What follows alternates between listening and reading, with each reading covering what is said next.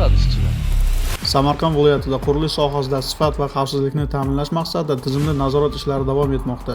Xususan, Samarqand viloyati hududiy qurilish va uy-joy kommunal xo'jaligi nazorat inspeksiyasi tomonidan Samarqand shahri Qorasuv masjidida barpo etilayotgan ko'p qavatli turar joy majmuasida navbatdagi monitoring tadbirlari o'tkazildi. O'rganishlar davomida obyektda ayrim masalalar mavjud ekanligi aniqlandi. Ushbu kamchiliklar o'z vaqtida bartaraf etilishi, mas'ullar tomonidan tegishli choralar ko'rilishi zarurligi ta'kidlandi.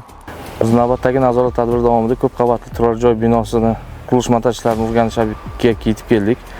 Ushbu obyektni o'rganib chiqqanimizda kamchiliklar aniqlandi. Ushbu kamchiliklar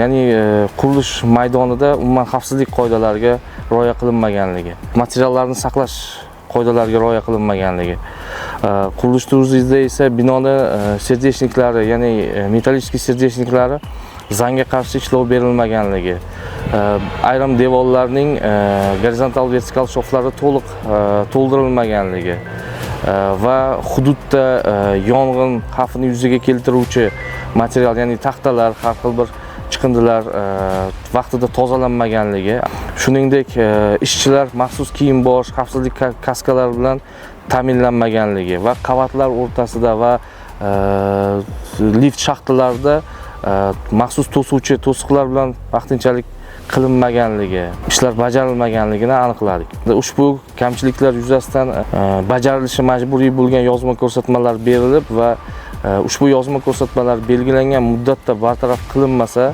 ma'muriy javobgarlikka tortilishi to'g'risida ishtirokchilarni ogohlantirdik.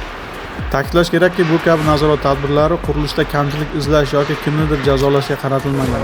Asosiy e'tibor qurilish ishlarining tasdiqlangan loyiha asosida belgilangan me'yor va qoidalarga rioya etgan holda sifatli amalga oshirilishini ta'minlashga qaratilgan. Zero, bugun barpo etilayotgan binolarning mustahkamligi va ishonchliligi ertangi kun uchun muhim kafolat.